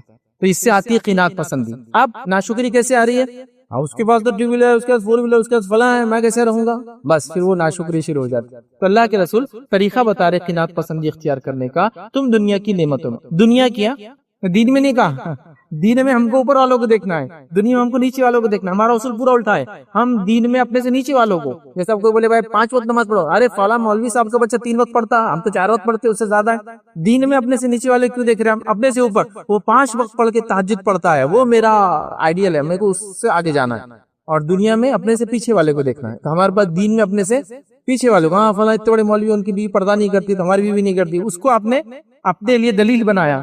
جو کمتر ہے ایمانی اعتبار سے بولیں گے یا اسلامی عمل کے اعتبار سے، تو ایمانی مطلب اسلامی اعتبار سے آپ دین میں اپنے سے اوپر والوں کو دیکھیں، دنیا اپنے سے نیچے والوں. تو یہاں پہ اللہ کے سب بتا رہے ہیں کہ تم نیچے والوں کو دیکھو. اس سے قناعت پسندی آتی ہے، اس سے نعمتوں پہ اللہ انسان شکر کرتا ہے کہ الحمدللہ جو کچھ ہے یہ کافی میرے لیے، یاد رکھے. اسی طرح جامع ترمذی کی روایت ہے، نبی کریم صلی اللہ علیہ وسلم نے فرمایا اور کہا جو شخص اس حالت میں صبح کرے، اور سے سنیے، اور جو لوگ میری بات انٹرنیٹ کے ذریعے سنیں گے اس میں سے ایک بھی انسان ایسا نہیں جو اس حالت سے نہیں گزر رہا ہو، سب کو یہ بینیفٹ فائدہ مل رہا ہے. سنیے، جو شخص اس حالت میں صبح کرے کہ تندرست ہو، پہلا پوائنٹ اس حالت میں صبح کرے کہ تندرست ہو، صحت مند ہو. دوسرا فرمایا اپنے آپ میں امن میں ہو، ماحول میں امن اور شانتی سکون ہے. تو پہلا تندرست ہو، صحت ہے. دوسرا امن ہے، سماج کے اندر، ماحول میں، گھر میں امن امان کے اندر ہو. اور پھر فرمایا اور اس کے بعد ایک دن کی خوراک ہو تو گویا اللہ تعالیٰ نے پوری دنیا اس کے لیے جمع کر دی. کتنے چیزیں آئے تو آپ کو مطمئن ہونا چاہیے. جب آپ نیند سے اٹھے تو آپ کے پاس صحت ہے، آپ کے پاس جو ماحول میں اٹھے امن و امان ہے، سکھ شانتی جس کو بولتے ہیں عام زبان میں، امن و امان ہے. اور اس کے بعد آپ کے پاس ایک دن کی خوراک ہے تو آپ کو اللہ نے ساری نعمتیں جمع کر دی اس دن کے لیے. اس دن آپ کے ساری نعمتیں ہیں، کل نعمتیں جو ہو سکتی ہے. یہ حدیث میں سمجھتا ہوں جو میری بات کو سن رہا ہے، انٹرنیٹ یوز کر رہا ہوں تو اتنے پیسے تو انٹرنیٹ ہے، فون ہے، مطلب اس کا یہ نعمتیں آلریڈی ہے. اس لیے کہہ رہا ہوں یہ سب نعمتیں ہر کسی کے پاس ہے جو میری بات کو یہاں سنتا ہے، آن لائن سنے گا. اس کے بعد بھی ہم سب ناشکر ہیں. میں کہہ رہا ہوں نا، آپ کو اچھی چیز چاہیے آپ اس کے لیے کوشش کیجئے، اسلام منع نہیں کرتا ہے، لیکن جو حالات ہے اس میں ناشکری مت کیجئے. میں اس میں شکر گزاری کیجئے، اس کے لیے کوشش کیجئے. پھر آپ تو یہ تین چیزیں جمع ہو جائے. تین چیزیں ہیں میرے اور آپ کے پاس، ہم سب کے پاس ہے جو میری بات کو سن رہے ہیں. پھر کیسے ہم ناشکرے ہو سکتے ہیں؟ کتنے لوگ ہیں جو صبح اٹھ رہے ہیں تو ان کے پاس صحت نہیں ہے. کتنے لوگ ہیں جن کی صحتیں سیکنڈوں میں تبدیل ہو رہی ہے. کیسے؟ گاڑی میں بیٹھے تھے، گاڑی کا ایکسیڈنٹ ہو گیا، ایک سیکنڈ میں صحت سے بیماری. اب کیا آزاد ٹوٹے اور کیا آزاد جسم سے الگ ہو گئے اور کیا علاج شروع ہوں گے. لانگ ٹرم پروسیس، سالوں سال علاج چل رہے ہیں. تو آپ کو تو صحت ہے نا آج، آپ بہت شکر ادا کیجیے کہ اللہ نے آج مجھے صحت کے ساتھ رکھا. اس کے بعد امن و امان ہے. الحمدللہ ہم جس ملک میں بستے عمومی اعتبار سے ہم امن و امان میں رہتے ہیں. الحمدللہ شکر منائیے کہ اللہ نے امن و امان میں رکھا. اور تیسرا کھانے کے لیے آج ہے، شکر ادا کیجیے، یاد رکھیں شکر ادا کیجیے اللہ کا. اور میں تو اپنے تقریر میں بار بار کہتا ہوں جو شخص، وہ شخص مالدار ہے آج کے زمانے کا، جو شخص آج جو اب کھانا چاہتا ہے اس کے پاس اتنے پیسے کہ اپنی چوائس کا کھانا کھا سکتا ہے. اس سے بڑی نعمت اللہ نے کوئی نہیں دی، کچھ نہیں دیا. آج آپ کہ اپنے چوائس کا آپ کھانا آج کھا سکتے. اتنے پیسے اگر آپ کے پاس ہے یا ایسے حالات ہے، پیسے نہیں ہے لیکن آپ جنگل میں جو چائے کھا سکتا ہے نا، تو پیسے نہیں ہیں. ایسے حالات اللہ نے اگر دیے کہ آج آپ وہ کھا سکتے ہیں جو آپ پسند کرتے ہیں یا چاہتے ہیں، یا اس کے پیسے، مطلب اللہ نے سب کچھ دے دیا آپ کو. عام زبان میں کہہ رہا ہوں آپ کو، موٹی بات. تو آج ہم میں سے ایسا کوئی شخص نہیں ہے. آج کل تو حالات باہر کے کھانے کی چل رہے ہیں، سب ہر چیز آدمی پسند کی کھا رہا ہے. اس سے زیادہ ہمیں کیا چاہیے؟ اور اس پہ شکر گزاری بڑھنے کے بدلے ناشکری کا گراف بڑھتے ہی چلا جا رہا ہے. یہ تھوڑی ملا خالی سٹارٹرز ملے، 3 سٹارٹر 3 ملے تو خالی 3 سے کیا ہوتا؟ 5 ہونا. 5 ملے تو خالی 5 سے کیا ہوتا؟ 10 ملنا. اس کے بعد گریویز اتنے ہونا چاہیے تھے، اس سے کیا ہوتا؟ فلاں. اس کے بعد میٹھا ہونا، میٹھے کے ڈیزرٹس کے اتنے ٹائپ ہونا، اس کے اندر فلاں ہونا، اس کے بعد فلاں ہونا، اس کے پہلے کے لوازمات، اس کے بعد ہی مطمئن نہیں کہہ رہا کہ ہلکٹ لوگوں کی شادی تھی، ہلکٹ لوگوں کہاں رہا اتنا کرتے کہ ہم نے تو اتنا کیے تھے، فلاں تو اتنا کر رہا ہے. چونکہ وہ نعمتوں میں اوپر والوں کو دیکھ دیکھ کے حالات ایسی ہو چکی ہیں ہمارے. کبھی راستے سے گزریے، کسی کھیت میں بیٹھے ہوئے انسان کو دیکھیے، وہ ہاتھ میں کڑک، مطلب پلیٹ بھی نہیں ہے اس کے پاس، ایک کڑک روٹی ہوتی ہے، جوار، باجرا یا پرانی روٹی جو کڑک ہو جاتی ہے تو پلیٹ بن جاتی ہے ایک طرح سے. پھر اس کے اندر تھوڑا سا نمک ہوتا ہے، تھوڑی سی مرچی کھاتے ہیں وہ گرین چلی، ہری مرچی ہوتی ہے، تھوڑی سی پیاز کا بھی اس کے پاس ہوتی ہے. اور آپ دیکھ رہے ہو لائف کو انجوائے کر رہا ہے، وہ کھا رہا ہے اپنے کھیت کے اندر اور وہ خوش ہے. اور میں سمجھ نہیں پا رہا ہوں کہ پھر کیا چیزیں ہم کو جو ناشکرہ بنا رہی ہے. جس سماج میں ہم رہتے ہیں اس میں ایسے لوگ بھی رہتے ہیں جو ایسے کھانے کھا رہے ہیں، اتنے موٹے کھانے بولتے ہیں اس عام زبان میں. کوئی نفاست دکھ رہی اس کھانے میں؟ پکانے میں کوئی دکھ رہا؟ ہمارے نفاست کھانا اور ناشکری کا عالم بہرحال اس کو گنوا بھی نہیں سکتا. اب تو حال یہ کھانے پینے کا ہم لوگوں کا کہ جس جگہ سے چاول آ رہا وہاں کے ڈرم بھر کے پانی بھی آ رہے، بولے اس میں اچھا بنتا وہ چاول، تو وہ بریانی بن رہا ہے تو پانی بھی وہاں کا آنا ہے جہاں کا چاول ہے. یہ لیول آف کیا بولتے ہیں ڈیلیکیسی جس کو بولیں گے، ایک نفاست کا ایک نیکسٹ لیول. جانوروں کو ہم بولے پال کے رکھتے ہیں 2 سال، کاجو بادام کھلاتے ہیں، پھر اس کو پکاتے ہیں، پھر اس کو 4 دن میرینیٹ کرتے ہیں، 3 دن گڈھے میں ڈالتے ہیں، 4 دن اوپر لٹکاتے ہیں، پھر بن کے آتی فلاں چیز آپ کے سامنے، ہاتھ لگاؤ تو ہڈی سے گوشت یوں گر رہا ہے. یہ بولتے ہیں کھانا. اس کو بولتے ہیں آپ نفاست. اور نفاست میں چلے گئے. موٹا کھانا کیا ہے؟ سبزی کو توڑا، روٹی کو بنایا اور کھا لیا. اس کو بولتے ہیں موٹا اور سادہ کھانا. وہ لوگ آپ دیکھ رہے ہیں جو ایسے کھانے کھا رہے، اس کے بعد بھی ناشکری جو اللہ نے دیا اس پہ، سبحان اللہ، ٹو مچ. اسی لیے ہمارے زندگیوں میں پھر امن نہیں، امان نہیں، سکون نہیں ہے، کچھ بھی نہیں ہے. اس لیے کہ ہم لوگ ناشکر جو ہے. آخری پوائنٹ جو آج ہم دیکھیں گے، یاد رکھیے، وہ یہ یاد رکھیے جو کہ 11واں پوائنٹ ہوگا ہمارا، کہ امن و امان، اچھی زندگی دنیا میں پانے کے لیے وہ یاد رکھیے دوسرے مسلمان یا دوسرے انسان کی پریشانی کو دور کرنا. دوسرے مسلمان اور دوسرے انسان کی پریشانی کو دور کرنا، یہ بھی دنیا میں امن لاتا ہے، امان لاتا ہے، سکھ اور شانتی لاتا ہے. آپ کی دعائیں قبول ہوتی ہیں، آپ کی مدد کی جاتی ہے، آپ کے رزق میں اضافہ کیا جاتا ہے، کئی فائدے اس کے ملتے ہیں. لیکن اس اس بات کو کیسے، مطلب میں تو یہ پوائنٹ تو رکھ رہا ہوں، کیسے سمجھاؤں جبکہ ہر آدمی یہ پلان کر رہا ہے کہ پڑوسی کو تکلیف کیسے دینا ہے۔ یہاں تو کہا جا رہا ہے کہ ایک مسلمان کی مدد تمہارے لیے فلاں فلاں فائدے دیں گے۔ چلیے پہلے وہ مدد کیا ہے، کیا فائدے ہوں گی؟ میں رکھتا ہوں دنیا میں دکھ اور پریشانیاں بہت لوگوں کو ہیں، آپ ان کے مسائل کو حل کیجئے، اللہ آپ کے مسئلے حل کریں گا۔ نبی اکرم صلی اللہ علیہ وسلم فرماتے ہیں، مسند احمد کی روایت آپ نے فرمایا، جو شخص یہ چاہتا ہے کہ اس کی دعا قبول کی جائے، کیا فرمایا؟ جو شخص یہ چاہتا ہے اس کی دعا قبول کی جائے، ہر شخص چاہتا ہے اس کی دعا قبول کی جائے، جو شخص یہ چاہتا ہے اس کی دعا قبول کی جائے اور اس کی پریشانی دور کی جائے، ہر آدمی چاہتا ہے اس کی پریشانی دور ہو، تو جو شخص یہ چاہتا ہے اس کی دعا قبول کی جائے، اس کی پریشانی دور کی جائے، تو وہ تنگ دست اور پریشان انسان کی جو ہے مدد کرے۔ تنگ دست اور پریشان انسان، تنگ دست ہاتھ میں کچھ نہیں ہے، تنگ دست عرب فارسی میں اسی کو بولتے ہیں، ہاتھ میں کچھ نہیں ہے، پیسہ سمجھو، روپیہ نہیں ہے، پیسہ نہیں ہے، اب تنگ دست میں آپ طاقت نہیں ہے بھی لگا لیجیے، جو بھی ہے۔ تنگ دست انسان کی جو مدد کرتا ہے، پریشان مطلب آدمی کا پیسہ بھی ہے لیکن پریشانی ہے، بچے نے کچھ کر دیا، فلاں ہوگا، پیسہ تو ہے لیکن پریشانی میں آ گیا نا اب تو تنگ دست اور پریشان کی مدد کرے تو تم کو دو فائدے ملیں گے، تمہاری دعا قبول کی جائیں گی، تمہاری پریشانی دور کی جائیں گی۔ ابھی تو ہم لوگوں کے لیے پریشانی بنے ہوئے ہیں، ہم لوگوں کو ستانے کی وجہ بنے ہوئے ہیں، ہم لوگوں کی تنگ دستی کی وجہ بنے ہوئے ہیں، ہم لوگوں کی پریشانی کی سب سے بڑا سبب ہے۔ چھوٹی سے لے کے میں بات بڑی تک بتا سکتا ہوں، مثالوں پہ مثالیں دے سکتا ہوں یہاں سے وہاں تک۔ تو پھر اللہ کی مدد کیسے آئیں گی جب دوسرے مسلمان اور دوسرے انسان کو آپ تکلیف پہنچاتے؟ چونکہ میں نے کہا کسی مسلمان اور انسان کی مدد کرنا یہ اصول ہے، انسان بھی اس میں آتے ہیں، کیونکہ جب تنگ دست کی بات ہو رہی ہے تو مسلم تنگ دست نہیں کہا گیا، پریشان کی بات کی گئی تو مسلم پریشان حال نہیں کہا گیا، تنگ دست اور پریشان کوئی بھی ہو سکتا ہے۔ دوسری کی روایت یاد رکھیں، اس میں یہ الفاظ کہ نبی اکرم صلی اللہ علیہ وسلم نے فرمایا، کہا ایک صحابی تھے سعد بن وقاص رضی اللہ عنہ، تو سعد بن وقاص رضی اللہ عنہ کو ایسا لگا کہ جو اللہ نے مال و دولت دی ہے، صحت و تندرستی دی ہے، وہ افضل ہے دیگر لوگوں سے جو کمزور ہیں کسی بھی اعتبار سے۔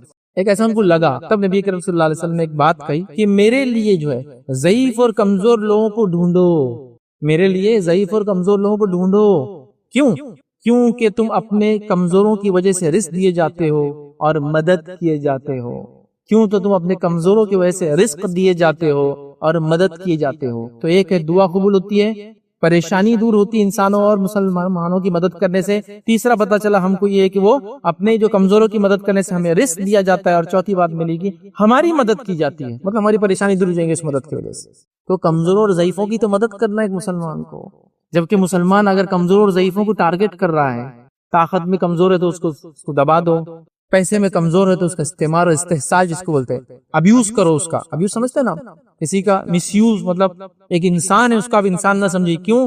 انسانوں تو ایسے ظلم کی ایک دوسرے پر، اب کیا بتائیں، رنگت کی وجہ سے کتنا ظلم کیا خالی انسانوں نے ایک دوسرے پر، کیوں تو بولے فلاں رنگ سے کمزور ہے۔ وہ نہیں ہوا 1960 میں جو ملک آج دنیا کو کہہ رہا ہے کہ ہم دنیا کو امن، امان، شانتی، سکھ، سمردھی، ترقی فلاں دیں گے، 1960 میں ان کے پاس رہنے والے بلیکس کو امن و امان ملا اور ان کو انسان ہونے کا درجہ ملا، ورنہ حالت یہ تھی کہ اگر آپ کو ٹوائلٹ کو بھی جانا ہے پبلک تو کلرڈ ٹوائلٹ الگ ہوتے تھے اور گوروں کے الگ ہوتے۔ کلرڈ کا معنی ہے بلیکس، تو اس کو لکھتے تھے کلرڈ ٹوائلٹ، مطلب جو کلر والے ہیں، کلر سے مراد وہ الگ الگ کلر نہیں ہے، اس کا معنی ہے جو بلیکس ہیں۔ تو بلیکس اور براؤنز جو ایشینز اور افریکنز تھے ان کے لیے ٹوائلٹس الگ ہوتے تھے امریکہ میں، اور گوروں کے لیے الگ ہوتے تھے۔ وہ اتنے کم ہوتے تھے کہ اگر ایک آدمی کو جو بلیک ہوتا تھا یا ایشین ہوتا تھا اگر ٹوائلٹ جانا ہے تو اس کو پوری بلڈنگ چھوڑ کے دوسری بلڈنگ میں جا کے وہ ٹوائلٹ استعمال کر کے آنا، چونکہ اس کے لیے کامن ٹوائلٹس کا استعمال درست نہیں تھا۔ یہ وہ ملک ہے جو آج ہم سے کہہ رہا کہ ہم دنیا کو آزادی اور ترقی دیں گے، جس نے 1960 تک ہم کہہ سکتے ہیں یا اس کے پہلے تک ان لوگوں کو ترقی نہیں دی جو ان کے پاس ایک بڑی آبادی تھی بلیکس۔ وہ آج دنیا کو آزادی دینے کے لیے پورے دنیا میں نکلے ہیں، اور آزادی بھی اتنی بہترین ڈھنگ سے دیتے ہیں کہ ہم لوگوں کو آزادی تحفہ دے کر دیتے ہیں، وہ آپ کے ہاتھ میں بم رکھ کے آپ کو آزادی دیتے ہیں، نہ آپ بچیں گے نہ کچھ، تامن و امان میں آ گئے ہمیشہ کے لیے۔ کیوں؟ ایک انسان بیمار ہے، گولی مار دو تو ختم ہی، بولے گولی کھلا کے کب تک رکھیں گے؟ تو بولے ہم آزادی دینے کا ہمارا طریقہ یونیک ہے، ہم گولی مار کے آزادی دیتے، گولی کھلا کے نہیں۔ اسلام تو ڈے ون سے نبی اکرم صلی اللہ علیہ وسلم کے اطراف میں جو لوگ کلرڈ تھے ان کے مطابق، ہم لوگ کلر کا کوئی تمیز نہیں رکھتے، لیکن ان کے مطابق اللہ کے رسول کا سلوک ان صحابہ اور ان صحابیات سے محبت، الفت، ساتھ کھلانا، بیٹھنا، بلکہ یہ مقام اسلام نے دیا کہ کعبے کے اوپر جب پہلی بار فتح مکہ کا اذان دی گئی تو بلال سے کہا کہ بلال اوپر چڑھ جاؤ اور کعبے کے اوپر سے اذان دو، اور کعبے کے اوپر سے جب بلال نے اذان دی تو یہ کمپلیٹ جو کاسٹ سسٹم ان کے پاس تھا، اونچ اور نیچ کا تھا، برباد ختم ہو گیا۔ یہ ایک کالا انسان کعبے پہ، جس کو کعبے کے قریب آنے کی اجازت نہیں تھی، وہ اوپر چڑھ گیا، اور لوگوں کو چونکہ جو مشرکین مکہ تھے وہ تمیز اور فرق کرتے تھے، اونچ نیچ کرتے تھے، اسی لیے انہوں نے کعبے کا دروازہ اوپر رکھا تھا کہ ہر آدمی انٹر نہیں ہونا اندر، اور اب تک اوپر ہی ہے وہ. انہوں نے کیوں اوپر کیا تھا؟ اس کی وجہ یہ تھی کہ ہر آدمی نہیں جانا چاہیے اندر، مخصوص لوگوں نے جانا. اوپر رہنے سے کیا ہوتا؟ سیڑھی لاگے وہ مخصوص جو ان کے نزدیک اونچے لوگ تھے، ایسا قریش ہے، بنو ہاشم کے لوگ ہیں جن قبائل کو اونچا سمجھتے تھے. اسلام آنے کے بعد تو سب ختم ہو گیا، بلال ہی اوپر چڑھ گئے، اب کیا ہے؟ اندازہ لگائیے. تو یہ اسلام نے ایکوالٹی دی، یہ مدد کی لوگوں کی، یاد رکھیے. تو ہم لوگوں کی مدد کرنے کے لیے دنیا میں بھیجے گئے ہیں، اور ہم لوگوں کے لیے اگر مصیبت بن جائیں گے تو اللہ رب العزت ہمارے لیے مصیبتیں کھڑے کر دیں گا، جو کہ ہو گئی. لوگوں کو امن امان دینے کے بدلے ہم خود اپنے محلے میں امن امان میں نہیں. ہر آدمی پریشان ہے دوسرے سے، ہر آدمی پریشان ہے دوسرے سے. میں نے کہا نا مثالیں دوں گا تو مثالیں پڑنے والی نہیں ہیں.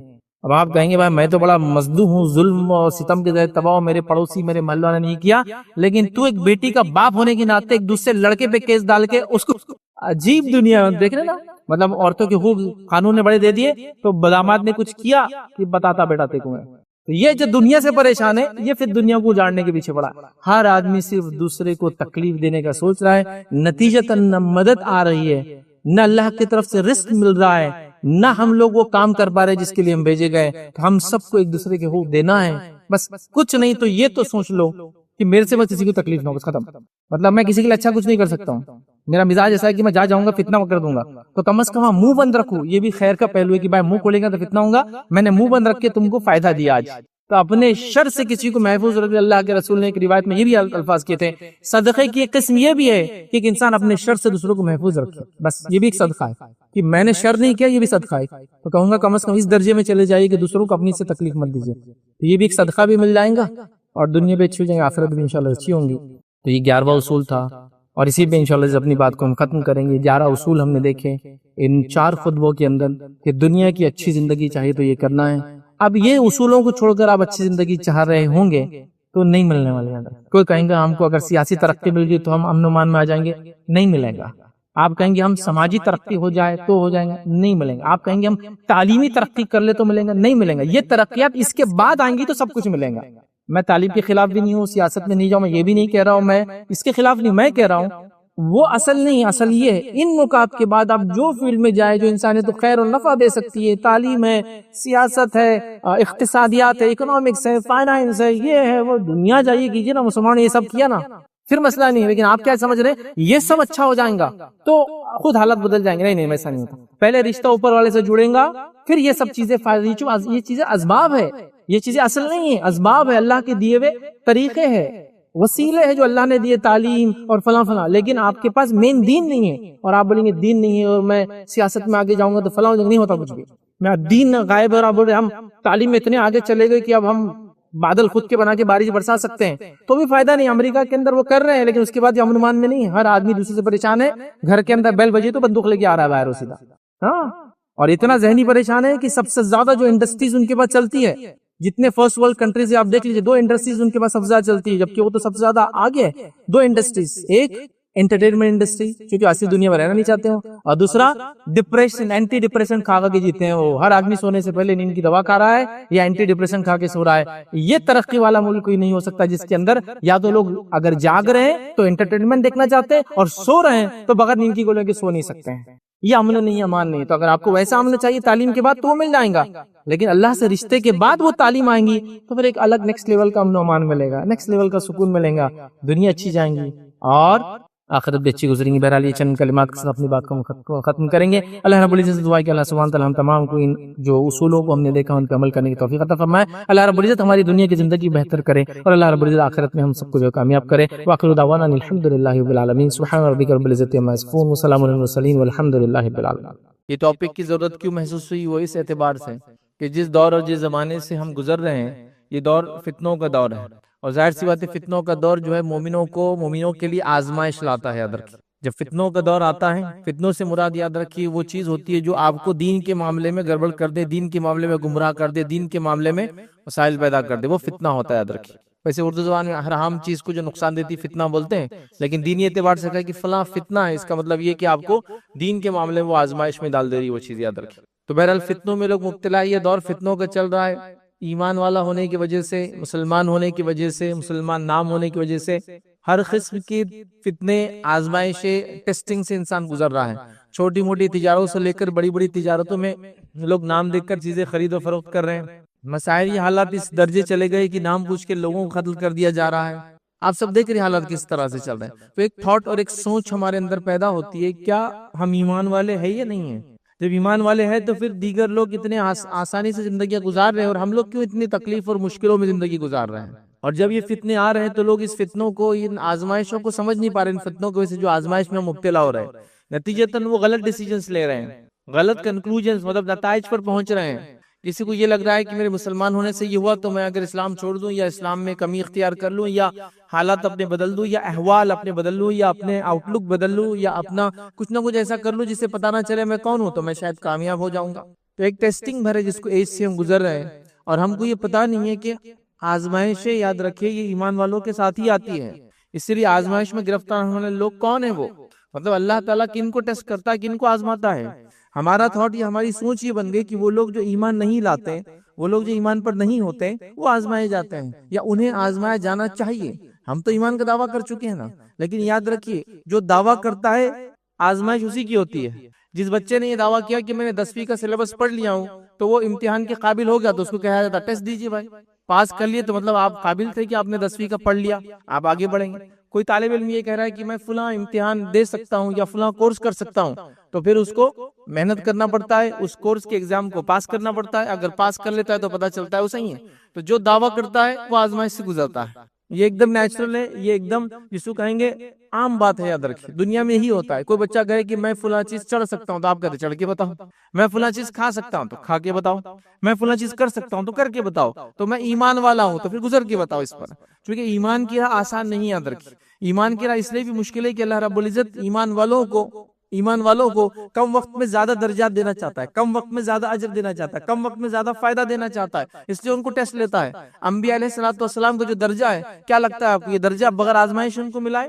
نہیں, ان کو آزمائش کی وجہ سے درجہ ملا ہے, اور ان کو اللہ تعالیٰ بہت اونچے مقامات تک لے جانا چاہتا ہے. تو لہٰذا ان کی آزمائش بہت زیادہ کرتا ہے تاکہ کم وقت میں وہ زیادہ اجر کر لے.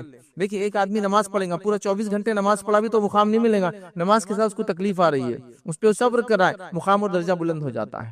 تو اللہ تعالیٰ انبیاء کو اس لیے آزماتا ہے کہ ان کا مقام سب سے اونچا ہے, ان کو اللہ تعالیٰ اجر دینا چاہتا ہے, ان کو اللہ تعالیٰ محبت کرتا ہے, لہٰذا ان کی ٹیسٹنگ ڈفرنٹ لیول پر ہوتی ہے. پھر دیگر ان کے بعد جو ایمان لاتے ہیں, اور ان کے بعد جو ایمان لاتے ہیں, اور ان کے بعد دیگر, مطلب جو ایمان میں جس درجے پہ ہوں گے ویسے اس کی ٹیسٹنگ اور آزمائش ہوتی ہے. لیکن ہمارے پاس کیا ہو گیا, ایک تھاٹ پروسیس, ایک بات چل پڑی کہ بھائی اگر آپ مومن ہیں تو آپ آزمائش سے کیوں گزر رہے ہو؟ آپ ایمان والے تو آپ کی ٹیسٹنگ کیوں ہو رہی ہے؟ اگر اللہ آپ کا ہے تو آپ کو ایسا کیوں تکلیف دے رہا ہے اور ایسا کیوں آزما رہا ہے؟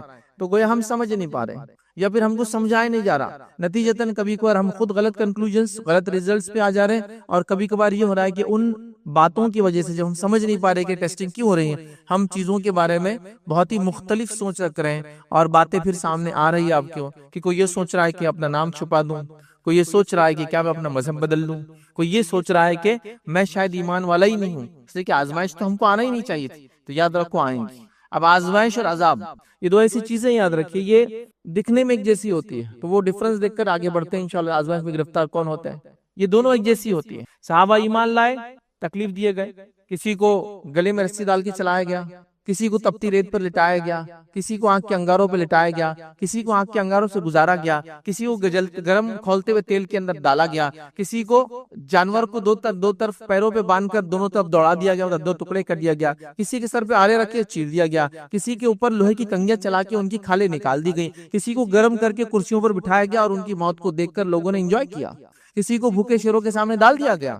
عیسیٰ علیہ السلام بھی جو ایمان لائے تھے, ان کی واقعات پائی. رومی سلطنت ان کے ساتھ کیا سلوک کرتی تھی, ان کو بڑے بڑے اکھاڑے جو ہوتے تھے, کولوسیل جس کو کہتے ہیں, وہ اس میں لے جاتے تھے. بڑے مطلب سمجھے اسٹیج ہے بہت بڑا, وہاں اسٹوڈیو جیسا ہوتا تھا, لوگ بیٹھتے تھے اور وہاں بھوکے شیروں کے سامنے ان کو ڈال دیا جاتا تھا. بہرحال الگ الگ جو ہے طریقے سے آزمائے گئے. تو ظاہر سی باتیں یاد رکھیے, یہ ٹیسٹ یا آزمائش یاد رکھیے ایمان والوں کے ساتھ آنا ہے, تو یہ انہی پہ آتی ہے جو ایمان لاتے. یاد رکھیے, اور یہ ٹیسٹ ایمان کی وجہ سے ہوتا ہے. یاد رکھیے, تو فرق یہ ایمان اور آزمائش میں, آپ ایمان لائیں گے تو آپ کے ساتھ یہ ٹیسٹ ہوگا, آپ آزمائے جاؤں گے اس کے اندر. اور جو ایمان نہیں لاتے یا ایمان پر چلنے کا صرف دعویٰ ہے, ان کو جو دکھ, تکلیفیں, پریشانی, مصیبت اس دنیا میں آتی ہے, یاد رکھیے وہ عذاب ہے. یاد رکھیے, کیونکہ دونوں دکھتے ایک جیسے ہیں. یہاں دیکھیے اتنی تکلیفیں دی گئی, تو آپ کہیں گے یہ کیسی تکلیفیں تیل میں ڈال دیا جا رہا ہے, یہ کیسی تکلیف آنکھ پہ لٹا دیا جا رہا ہے, اور وہاں کافروں کے ساتھ بھی وہی سلوک ہو رہا ہے, ان کو ویسی دکھ اور تکلیف مل رہی. تو دونوں کی تکلیف میں فرق یہ ہے کہ یہ ایمان لائے ہیں, اس کی وجہ سے ٹیسٹ کیے جا رہے ہیں, انہوں نے حق کو اختیار کیا ہے اس لیے ٹیسٹ کیے جا رہے ہیں, انہوں نے اچھائی کو حکم دینا اور برائی کے روکنے میں آگے بڑھیں، اس لیے آزمائے جا رہے ہیں۔ یہ انبیاء پر اور کتابوں پر ایمان لائے، اس لیے آزمائے جا رہے ہیں۔ جو تکلیفیں ان کو ایمان کی وجہ سے آ رہی ہے یہ آزمائش، اور جو تکلیفیں ایمان کو چھوڑنے کی وجہ سے، ایمان نہیں لانے کی وجہ سے یا ایمان کمزور ہونے کی وجہ سے آتی ہے، اس کو عذاب کہا جائے گا۔ جیسا بہت ساری قوموں نے ایمان کا دعویٰ کیا، اس کے بعد بھی عذاب آتا ہے، چونکہ انبیاء کی بات نہیں مانی، حلال حرام کی تمیز نہیں کی، ناپ تول میں کمی کی، اور کہیں قرآن پڑھ لیجئے آپ کو ملیں گے واقعات۔ تو عذاب اور آزمائش کی فرق سمجھ لیا۔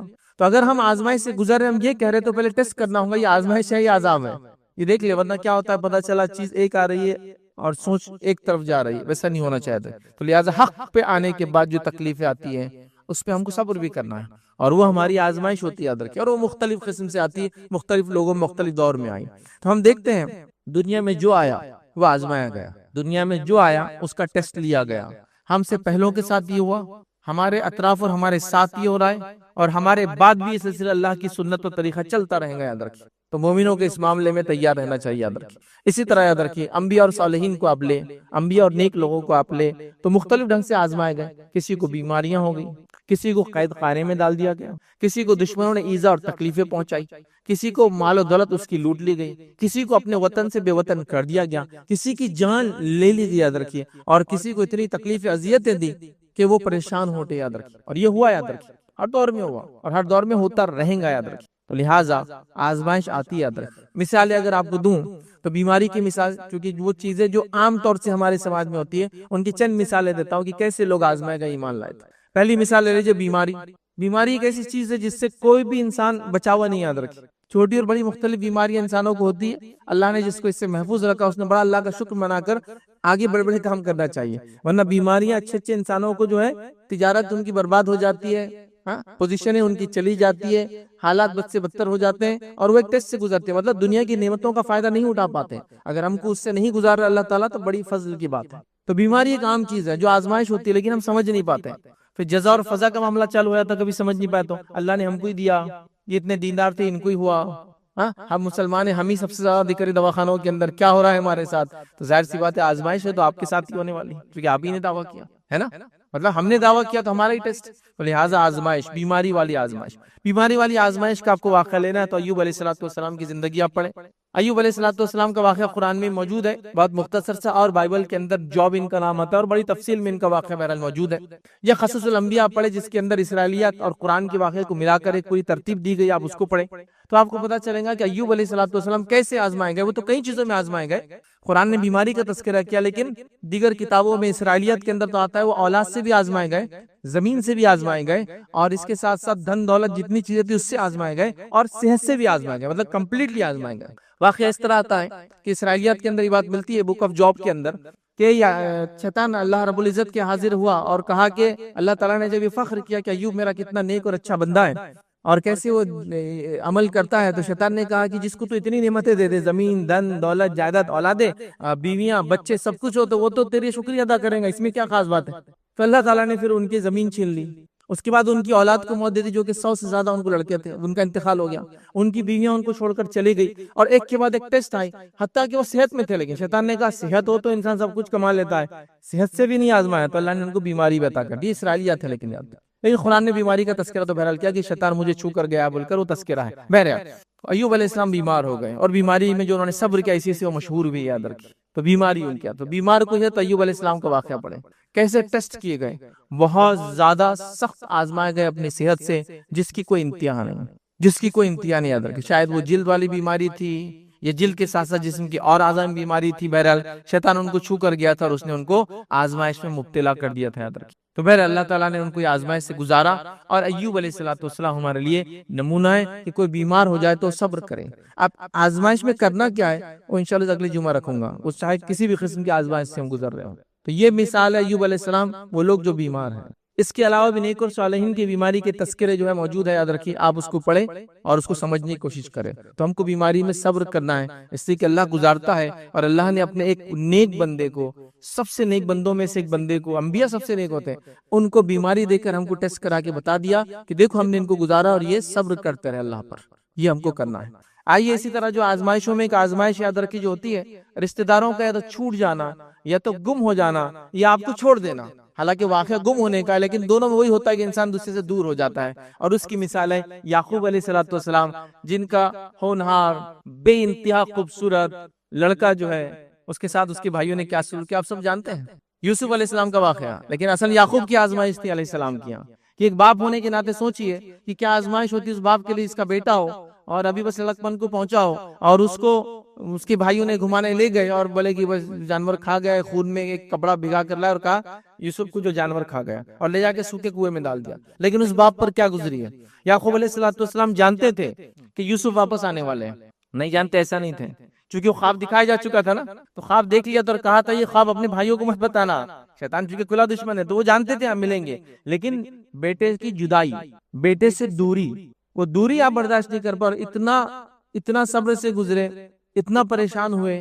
اور روایتوں میں آتا آپ روتے تھے اپنے بیٹے کے لیے کہ آنکھیں چلی گئی، اب دکھتا نہیں تھا، بیمار ہو گئے، اب دکھنا بند ہو گیا. اور اسی وجہ سے اب دکھنا بند ہوا تو اس زمانے کے طبیب نے کہا کہ آپ اونٹ کا گوشت نہیں کھانا چاہیے، تاکہ وہ بیماری سے اس زمانے میں وہ آزمائے گئے. آنکھیں ضائع ہو گئی بیٹے کی محبت میں. تو آپ کا بھی اگر کوئی رشتہ دار گم ہو چکا ہے، یا گم تو نہیں ہوا، آج کل الگ ڈھنگ سے لوگ گم ہو جاتے ہیں، چھوڑ دیتے ہیں. چاہے وہ بیٹے نے باپ کو چھوڑ دیا ہو، بیٹی باپ کو چھوڑنا چاہتی ہے اس لیے کہ اس کو کسی اور سے محبت ہے باپ سے زیادہ، یا رشتہ اپنی ماں کو چھوڑنا چاہتی ہے. تو یہ رشتہ داریاں بھی جب دور ہوتی ہے تو انسان پریشان ہوتا ہے. ٹھیک ہے وہ بولتا نہیں ہے کہ بھائی میں پریشان ہوں، لیکن یہ سب چیزیں محسوس ہونے والی ہے، سوچ میں آتی ہے، جسمانی طور سے فزیکلی نظر نہ آئے. تو یہ ایک ٹیسٹ دیکھیے کہ ایک نبی گزرے ہیں، انہوں نے صبر کیا، انہوں نے صبر کے ساتھ اس مرحلے سے گزرے ہیں. تو آپ کا بھی یا ہمارا بھی کوئی رشتہ دار ایسا ہو جائے تو آپ کے اس واقعہ موجود ہے یعقوب علیہ السلام کا، اس واقعے کو یاد کیجئے، اللہ سے دعا کیجئے، صبر کیجئے، اور یہ آزمائش یاد رکھیے. ظاہر سی بات ہے اس بچے کی بھی آزمائش تھی یوسف علیہ السلام، لیکن یہاں ان کی بھی آزمائش چل رہی. آئیے تیسری آزمائشوں سے جو امت مسلمہ گزر رہی ہے، دنیا کے اکثر علاقوں میں گزرتی ہے، وہ ہے قید و بند کی آزمائش.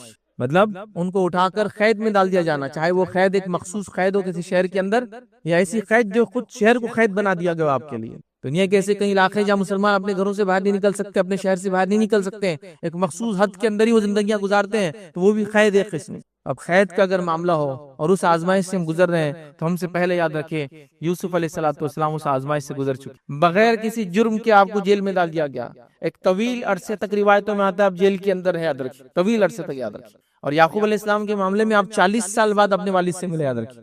اگر آپ کو یہ جاننا ہے کہ وہ کب ملے اپنے والد سے، 40 ایئرس کے بعد اپنے والد سے ملے، اور پورا واقعہ سورہ یوسف پڑھیے مل جائے گا. تو یہاں جو ہے جیل میں چلے گئے، زندگی ایک بڑا مرحلہ جیل میں گزارا، اور جیل کے اندر بغیر کسی کرائم کے اندر گئے.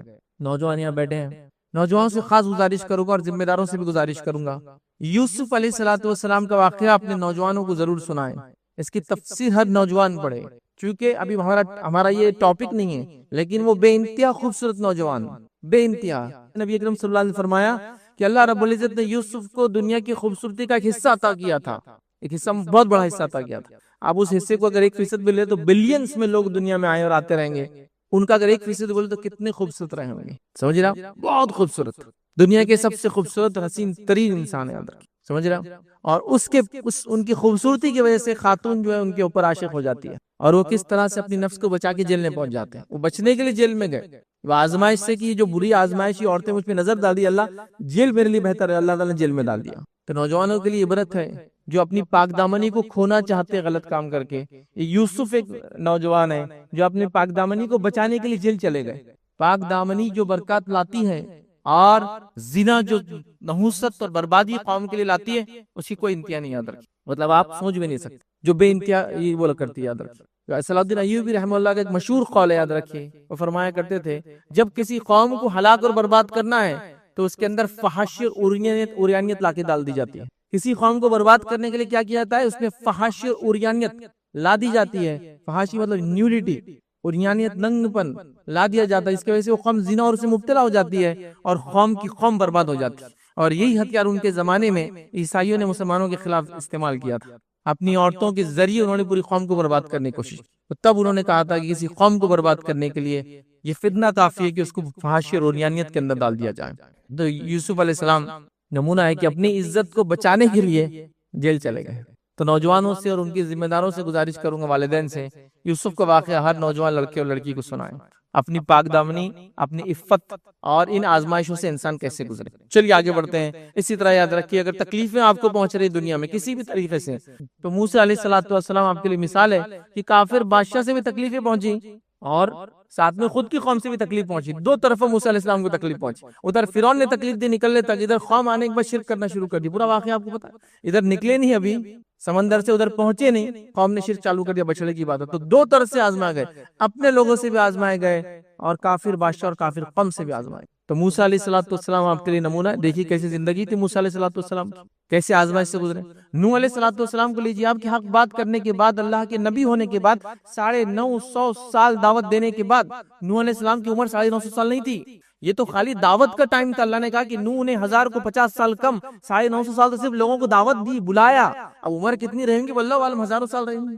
اتنے سال تو خالی ڈیوریشن تھا بلانے کا۔ ایسا کوئی کہے کہ میری عمر 60 ایئرس ہے لیکن میں نے 30 سال نوکری کی، تو 30 سال تو میری عمر کا ایک حصہ ہے، عمر میری بہت زیادہ ہے، ٹھیک ہے۔ تو 950 سال تو صرف بلایا قوم کو، آؤ اللہ کی طرف۔ اور روایت میں آتا ہے روز قیامت ان کے ساتھ 70 یا 80 لوگ ہی ہوں گے، صرف 70 یا 80 لوگ ایمان لائے تھے آپ پر، مطلب 950 ایئرس میں ہر سال کا ایک آدمی بھی نہیں تھا۔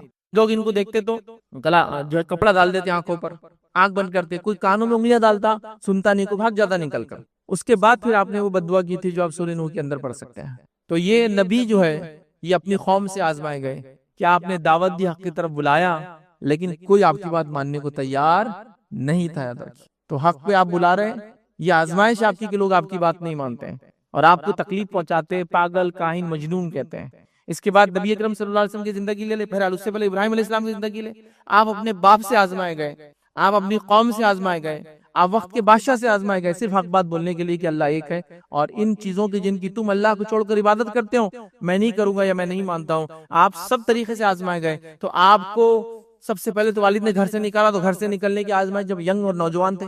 اس کے بعد قوم نے جو ہے آپ کو آگ میں ڈالنے کی پلاننگ کی، یہ دوسری آزمائش، اور تیسری وقت کے بادشاہ سے آپ کا مناظرہ، اور اس نے اس کے بعد آپ کو شہر سے نکال دیا اپنے، اور آپ شہر سے نکل کے پھر دوسرے ملک چلے۔ تو آپ کو ملک چھوڑنا پڑا اپنا، گھر چھوڑنا پڑا اپنا، جسمانی اذیتیں آپ کو پہنچی۔ پھر رب العزت نے اس کے بعد ان کا اپنے انداز سے ٹیسٹ لیا، اولاد نہ دے کر امتحان۔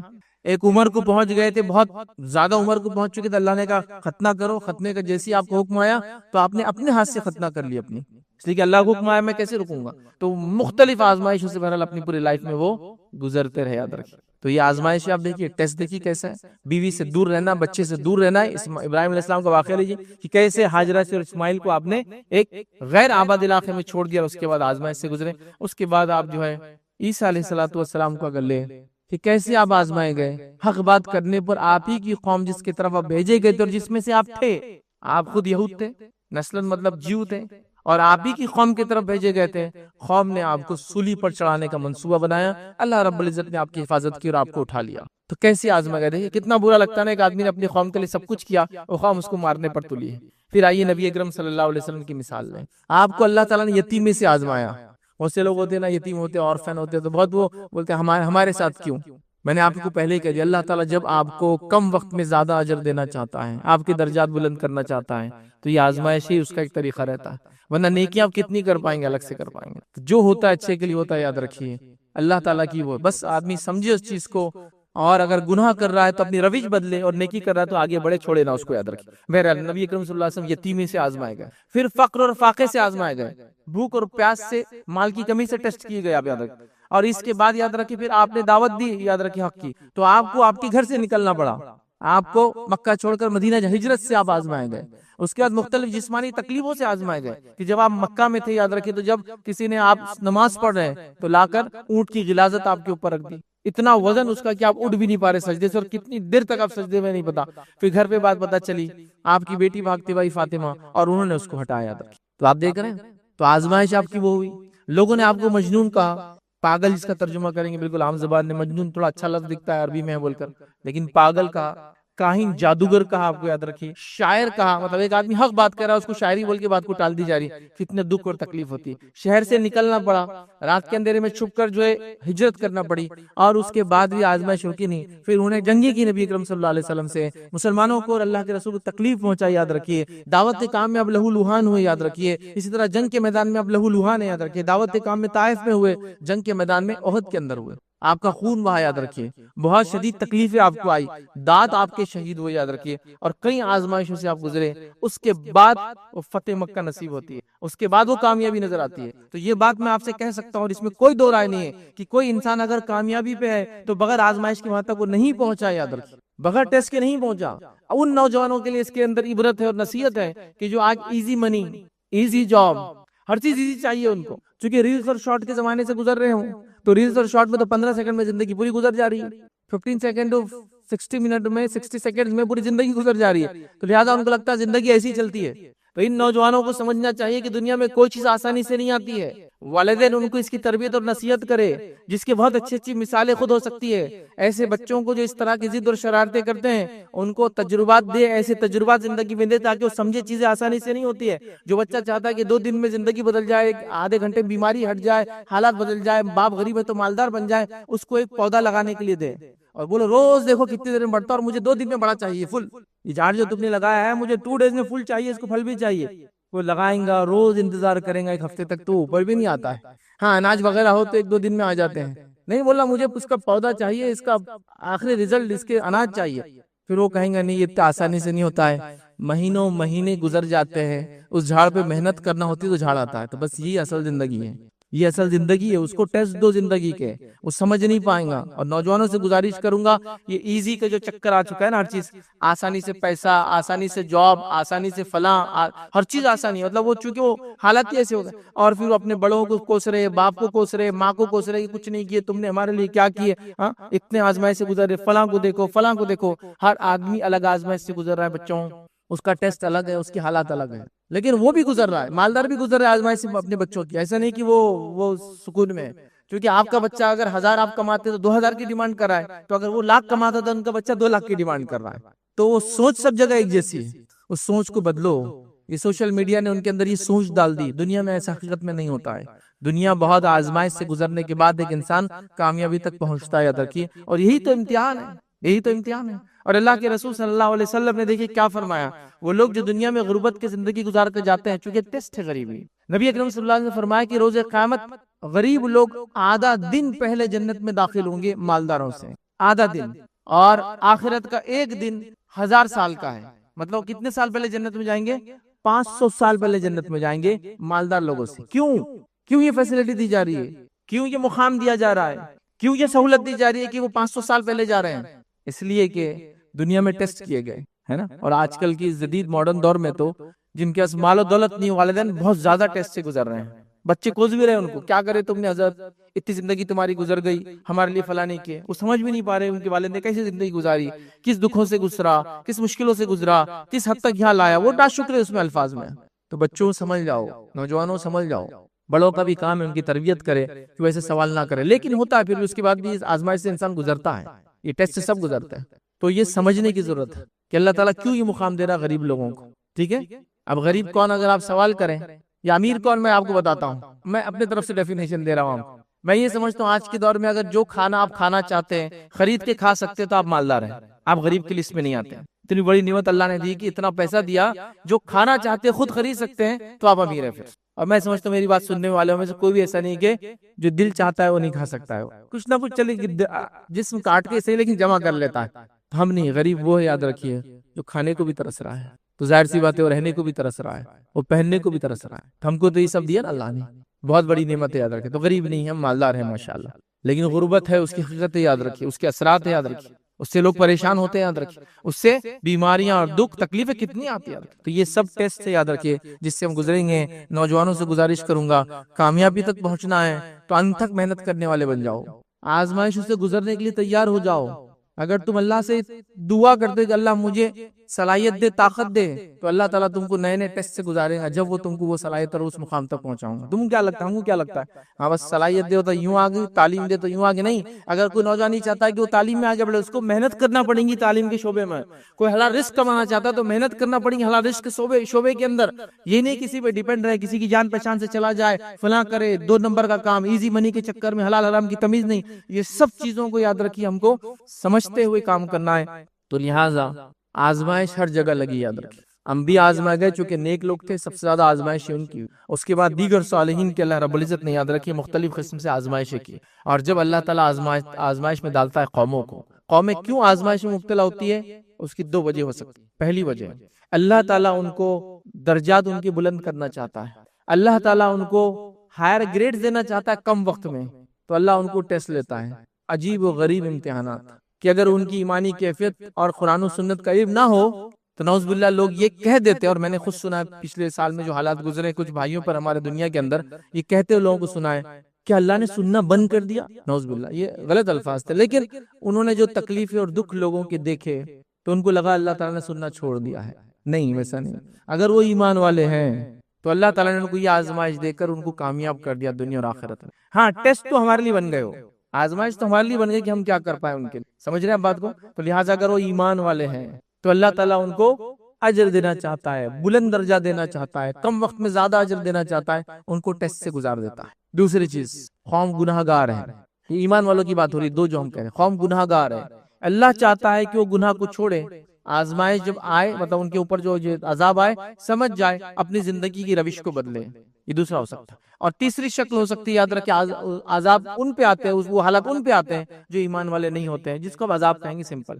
تو آزمائش ایمان والوں کی ہوتی ہے، یا تو وہ اپنے ایمان کے درجے بلند کرتا اللہ اس کے ذریعے، یا ان کو گناہ اور معصیت سے دور کرنے کے لیے، نیکی اور تقوی کی طرف لانے کے لیے آزماتا ہے. اور عذابات یاد رکھیں کافروں پر آتے ہیں، یہ بالکل ان کے لیے عذاب ہوتے ہیں، دنیا اور آخرت میں ان کے لیے نقصان کا باعث ہوتے ہیں. دنیا کے اندر ان کی زندگی برباد ہوتی ہے اور آخرت میں ان کے لیے کوئی ٹھکانہ نہیں ہے سوائے آنکھ کے. یاد رکھیں، تو لہٰذا یہ ہمارے لیے ٹیسٹ ہے. یاد رکھیں، تو لہٰذا ہم نے ایمان کا دعویٰ کیا تو ہمارے ساتھ یہ آزمائشیں آئیں گی، یا تو درجات بلند ہوں گے، یا تو اگر ہم گناہ گار ہیں تو اپنی زندگی کو ہم بدلیں. دونوں ہی واقعات انبیاء کے ملتے ہیں. وہ انبیاء جنہوں نے کافروں کو دعوت دی، ان پر عذاب آتا ہے، وہ پڑھ لیجیے آپ. وہ انبیاء جو ایمان کی دعوت قومیں دے رہی تھی، ان کو اللہ نے ٹیسٹ کیا، حالانکہ وہ گناہ گار نہیں تھے. اور وہ انبیاء جن کی قوموں نے گناہ کیے، اللہ نے گناہ چھڑوانے کے لیے ان کو نبی بھیجا، ان کی اصلاح کی. جو مان گئے وہ کامیاب ہو گئے آزمائش سے، جو نہیں مانے ان کو اللہ تعالیٰ نے عذابات دیا. تو لہٰذا ایمان اور آزمائش، یہ آزمائش میں مبتلا والے لوگ، یہ آزمائش میں کون مبتلا ہوتے ہیں؟ اگر میں آپ کو ایک جملے میں پوچھوں تو آپ بتا سکتے ہیں ایمان کا درجہ جتنا بلند ہوگا وہ اتنے آزمائے جائیں گے. صحابہ کے تعلق سے یہ واقعات مشہور ہے. جب نبی اکرم صلی اللہ علیہ وسلم دنیا سے چلے گئے، اللہ تعالیٰ نے دنیا ان کے لیے کھول دی، تو وہ یہ سوچا کرتے تھے کہیں اللہ رب العزت ہم کو دنیا میں اس چیز کا بدلہ تو نہیں دے رہا ہے جو ہم نے کوشش کی دین کے لیے. کیونکہ جب نبی اکرم صلی اللہ علیہ وسلم کے ساتھ تھے تو بڑے آزمائے گئے نا. کتنے ٹیسٹ کیے گئے، بھوک سے آزمائے گئے، بیماری سے آزمائے گئے، دکھ سے آزمائے گئے، تکلیفوں سے آزمائے گئے، بیوی بچوں رشتہ داروں سے آزمائے گئے، مال کی کمی سے آزمائے گئے، اس کے بعد اپنے وطن کو چھوڑنے، اپنے گھر بار کو چھوڑنے، اپنی تجارت کو چھوڑنے سے آزمائے گئے، مکمل طور سے مال لینے سے آزمائے گئے، رشتہ داروں کی موت سے آزمائے گئے، جسمانی خود کے نقصانات اور خود کی موت سے آزمائے گئے. اتنے ٹیسٹ سے گزرے تو ان کو ڈر لگتا تھا کہ اللہ تعالیٰ بدلہ تو نہیں دے رہا ہم کو، اس لیے کہ جب تھے تو آزمائے جا رہے تھے. اور یہ سنت ہے اللہ تعالیٰ کی، وہ آزماتا ہے لوگوں کو، درجات بلند کرتا ہے اس کے ذریعے، اور بڑے فائدے دنیا و اخروی. ایمان والوں کو تو آزمائش سے ہوتے یاد رکھ. تو لہٰذا آزمائش میں ہم کو صبر کرنے کی ضرورت ہے، آزمائش کو ہم کو سمجھنے کی ضرورت ہے. اور ینگ جنریشن کو میں چاہ رہا تھا یہ بتانا کہ آزمائش اور ٹیسٹ کے بعد ہی کامیابی نصیب ہوتی ہے بچوں، اس کے بغیر کوئی کامیابی نہیں. کسی ایسے انسان کو جانتے ہیں اس نے کچھ نہیں کیا اور آپ کہتے ہیں یہ کامیابی کے بلند درجے پہ پہنچ گیا؟ ایسا نہیں ہو سکتا. ہاں، کچھ لوگوں کو صلاحیت اللہ نے دیا، جس صلاحیتوں سے وہ کامن چیز ایسی کر سکتے ہیں جو عموماً عام نہیں کر سکتے.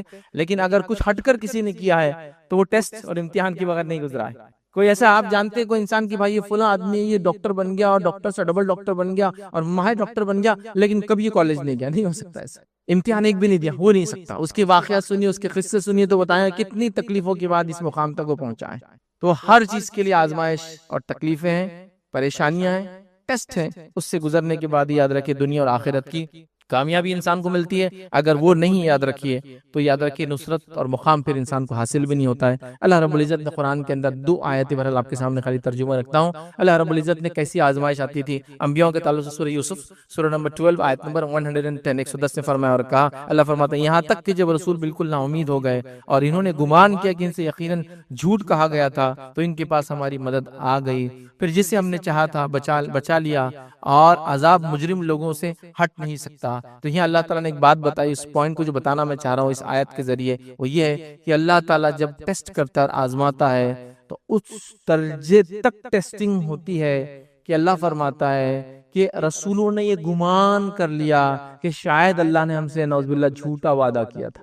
اس لیول تک ٹیسٹنگ ہوتی ہے، چونکہ اس کے بدلے ویسے ملتے ہیں اس لیول تک۔ تو یہاں کہا کہ انہیں لگنے لگا کہ ہم سے جھوٹا وعدہ کیا گیا، جب ان کو یہ لگنے لگا مطلب اپنے امتحان کے آخر درجے پہ آ گیا، مطلب اب اس سے زیادہ کچھ نہیں ہو سکتا تھا، تو اللہ نے اپنی مدد بھیج دی، اپنی مدد اللہ تعالیٰ نے فوراً بھیج دی۔ تو جب اللہ آزماتا ہے تو بہت صبر کرنا ہوتا ہے، یاد رکھیے یہ پوائنٹس انشاءاللہ آنے والے جمعہ دیں۔ دوسری آیت میں اللہ نے فرمایا رکھا، سورہ انعام سورہ نمبر 6 آیت نمبر 34 میں اللہ نے فرمایا رکھا، اور یقیناً آپ سے پہلے کئی رسول جھٹلائے گئے تو انہوں نے اس پر صبر کیا کہ وہ جھٹلائے گئے اور ایذا دیے گئے یہاں تک کہ ان کے پاس ہماری مدد آ گئی۔ تو پچھلے نبیوں نے صبر کیا تکلیف پر، آپ بھی صبر کیجئے، اور وہ ایذا دیے گئے، تکلیف دیے گئے۔ ایذا دینا جسمانی ہو سکتا ہے، اس کے علاوہ اور طریقے سے ایذا دیے گئے، وہ آزمائے گئے، پھر اللہ کی مدد آئی۔ تو اللہ کے رسول آپ کے ساتھ بھی آسانی سے اللہ کی مدد نہیں آئیں گی، آزمائش کے بعد آئیں گی۔